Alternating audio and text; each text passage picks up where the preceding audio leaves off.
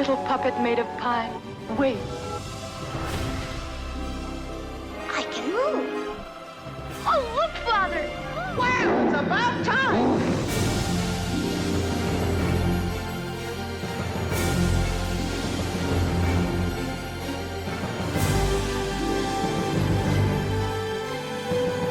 I'm a real boy. Whoopee! He won, and only Pinocchio.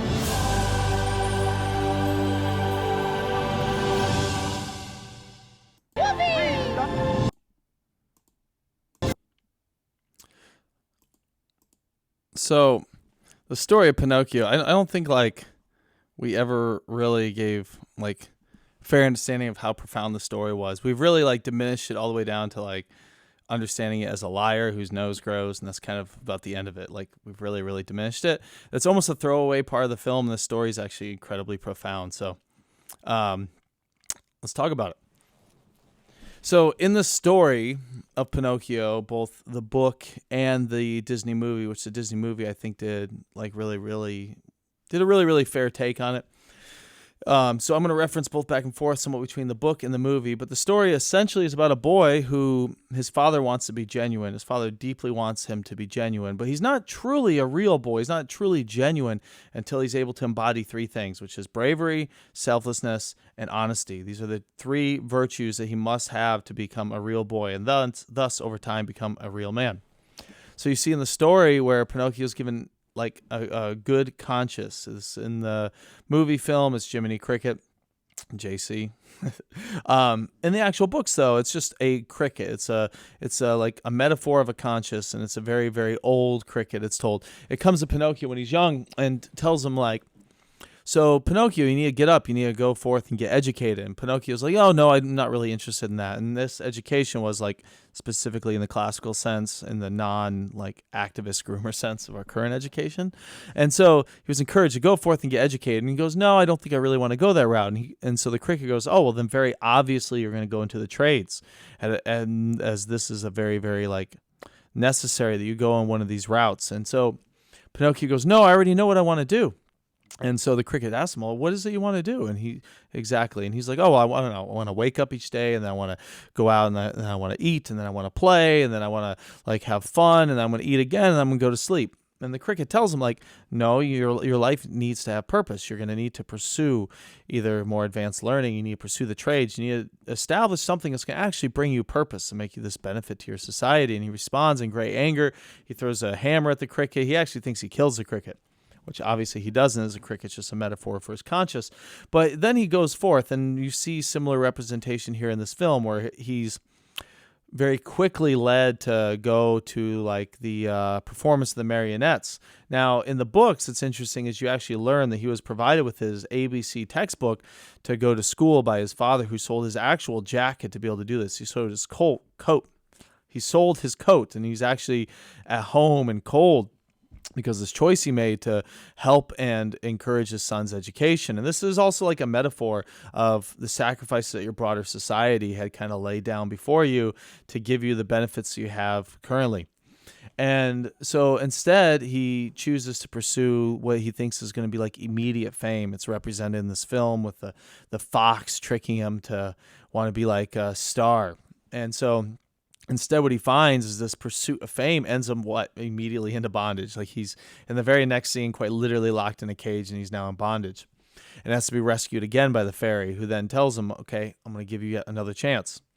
In the books, he's then again tricked into thinking he can recoup the money he has now lost, and instead of working hard and earning said money, that he can go plant it in some magical field, which he immediately sprout into growing a tree covered in gold and riches. And so, very obviously, this was a basic trick. It was a simple trick, and it preys on your, again, most basic like carnal instincts for like low impulse control and immediate gratification instead of having delayed gratification. And so in his process of learning to become not just like a genuine boy, but even the growth into someday becoming a man, he instead chooses to follow this very rapid route, and loses even the money that he's made thus far and traded for his book. And he's left essentially with nothing, and then ends up on, and we see in the film, Pleasure Island. Now, what's interesting, the book, I believe, calls it something like Island of Toys, something similar, but essentially it ends up on Pleasure Island, and Pleasure Island is this place that's like just complete licentious. So Pinocchio is no longer a marionette. He in fact has liberty, but instead he chooses to pursue like a licentious behavior with this, which is very, very like consistent with our current society, trying to make this correlation between like liberty and licentious. What our founders had envisioned for us was establishing like a system of ordered liberty, and liberty when followed properly actually will establish like rails and guardrails against vice. Like the entire intent is for mankind flourishing, which means that there's some elements of like delayed gratification and understanding that just giving into licentious ultimately creates bondage. And they portrayed this really, really well in this film, like really well. So what happens is they go to Pleasure Island, and progressively over time, they slowly get transformed through the actions of this magical island they slowly get transformed into a literal jackass, and then which will be in bondage forever. In fact, you even see on the way into Pleasure Island, they're being driven by the donkeys that are very likely boys that had previously been there, that now are like eternally trapped into participating and bringing more people into this system of bondage. It's interesting in the book what it even goes as far as describing that like it's a millionaire behind all this. Like the system of giving into licentious, which is everywhere in our society right now. In fact, we're almost told that it's a right, like that the ability to participate and give into like any of your carnal desires is in fact a right and will somehow make you better, when this film portrays quite perfectly like, no, it in fact transfers, like slowly over time transforms you into a literal jackass that, like beautifully portrayed in this film, doesn't even have the ability to like communicate in coherent thought. At this point, all you can do is just bay like all the other NPCs. You're effectively transformed into an NPC, like what we saw over the last 2 years with like the Branch Covidians, like the exact same thing. Like you're transferred into a literal NPC that doesn't have the ability to communicate other than just make like a shrieking noise in the same manner of all the other NPCs around you. And so what happens is the film and the book handle this a little bit differently. And I think in this one case, I like the way the book handles it, which is that he eventually escapes Pleasure Island. He chooses to put aside his licentious, but he's already been transformed largely into this donkey. He's already kind of been transformed into a jackass, and it's not a quick process now to undo that. And so, in fact, in the book, he actually has to go out to sea, and he falls down to the bottom of the sea and has these sea life creatures actually have to eat away, like actually have to tear away from his body the elements of him that have turned him into a donkey. The film reconciles this a little bit differently when he meets up with his father. He's still partially a donkey, and he has some kind of like shame in trying to explain that. So, one second. So, in the film, after him escaping Pleasure Island and realizing that licentious is only going to bring a life actually of slavery and bondage, which isn't what we're called to do. We're actually called with a specific purpose. And he gets and the book handles this a little bit differently, how he finds out about the father on the bottom of the sea. And in the film, it doesn't really bother explaining it. And I think Jordan Peterson had this right when he said it's actually tapping into a grand narrative. So it didn't really need to explain why your father's trapped at the bottom of the sea. You instinctively know that this happens and you need to go rescue him.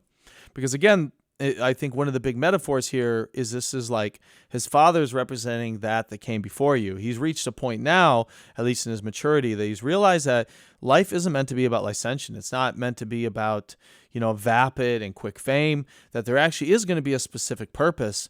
And he is able to realize this in this moment where he finds out his father's trapped at the bottom of the sea in this all-consuming beast. And I think the parallels of this right now in our current society is like amazing. That's why I think it's so profound. Like this all-consuming beast. You have this like 2,000-year tradition of Western society that is built upon like specific virtues.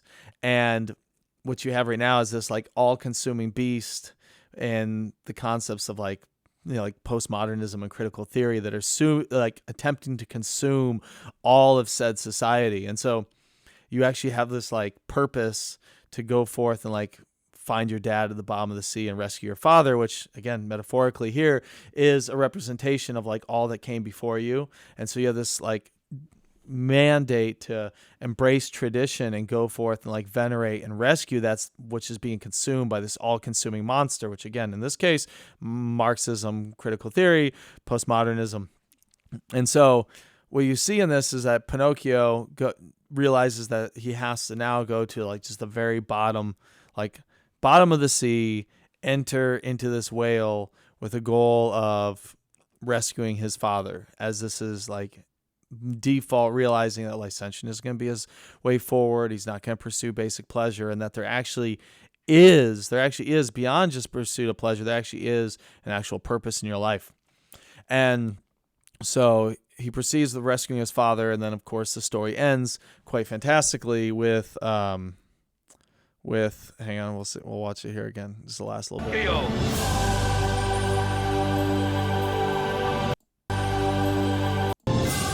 won, and only Pinocchio. And I'm a real boy! Whoopee! He won, and only Pinocchio. so where he's actually like a real boy. He's not just, he already was animated. He was already animated, able to move, able to talk, but he wasn't truly like a real boy. He wasn't genuine until he was able to prove that he was both brave, he was selfless, and he was honest. And it's amazing to see, like, this was Disney. This was 1940. And like before Disney was, effectively like leftist propaganda. And if you don't believe that was like feminist propaganda, look at like every single Disney film for the last, 20 years. I think the last good one probably was like The Great Mouse Detective. I think that's probably the last one that actually like had some real truths to tell. Everyone after that was like, mothers are irrelevant, fathers are stupid, need to be saved by their daughters, and you can be anything you want to be. The really important thing here, the story wasn't that Pinocchio could be anything he wanted to be. He had a specific purpose. His calling was specifically to be a real boy. It wasn't to be anything that you want to be. His calling was specifically that he was going to be a real boy, and in order to be able to do that, he had embraced like 3 primary virtues. And what's interesting is like we look at our current society and like so bravery, selflessness, like we're literally told that our entire focus should be on the self. Like our entire like new secular religion is on the hyper focus of like extreme expressive individualism and entire focus on the self. And then honesty, like our current culture most certainly does not embrace honesty. In fact, if anything, like we can't even be honest with ourselves about like what a man and a woman is. Like we're profoundly dishonest with ourselves. And I think what's so amazing about this film is like this should be the charge to all young men right now, to realize that, you know what, it is actually your duty right now to go forth, and you need to go to the bottom of the ocean, and you need to rescue your father, i.e. your entire civilization that came before you. This is actually like an imperative, that a mission that you have upon you right now. You may not have been chosen, been born right now. None of us were. Nobody chose when they were to be born. And it might be great to have been born under more like in some ways a more ideal time, I suppose, but that's not the time you were born in. You have to realize that right now your mandate is to go to the bottom of the ocean and save your civilization. Like, and what we're going to mean by that is it means that you're not very likely actually to see the benefits of what you're going to have to do. It's going to mean a hyper focus from this point forward on all like delayed gratification and setting aside of all vice and licentious, and put a hyper focus on how can you be disciplined and pursue competency, not pursue that, not pursue passion, not be anything that you want to be. No, find out what it is that you're actually supposed to be doing, i.e. what you have hyper competency, you have the most competency in, and find a way to hone that. Because as it turns out, if you excel in any area, it actually gives you social capital to speak of authority beyond even just your specific area. And so it's going to be very, very important that young men really pursue with hyper specificity the areas in which they're competent in, and build that social capital to where they can be a voice. And what we're going to have to do is realize that it's not going to be like likely a one generation thing to turn us back to what we see here in this film from 1940. We want to go back to that. We want to go back to where the virtues are: selflessness, bravery, and honesty. But to get us back there, we have like almost 100 years of ground to make up at this point. So what that's going to mean is that, hyper focus on setting aside the very, very easy licentiation that we see everywhere. That means pornography. That means giving in to vice. This means hookup culture. Putting aside all this and putting a very, very, very specific focus on your competency and pursuing things that are holy, things that are right. And what we're going to see is that if we can do that, and it's not going to take everybody. It's going to be this small portion of society that decides to dedicate themselves very, very hard and pursue a principle similar to what we see like out of like Greek culture, right? The expression that I think is like a great one in this time to remember, like societies grow great when old men plant trees whose shade they do not intend to sit. Something along these lines. Like, you have to be sowing these seeds now, and we have to realize that this is going to be like not a immediate turnaround. But if we pursue bravery, selflessness, honesty, and realize like our goal is to save, quite literally at this point, like our entire civilization. Like, the stakes are literally that high, and it's very likely you're not going to see the benefits of this in your life, but it's very possible that the entire world for all time after this will remember what you did, and you will for sure be rewarded in that aspect. So again, bravery, honesty, and selflessness. Realize that your path forward is you have to save your civilization. You have to go to the bottom of the ocean and find your dad and rescue your dad. So that is our charge. That is our mandate. Let's do it.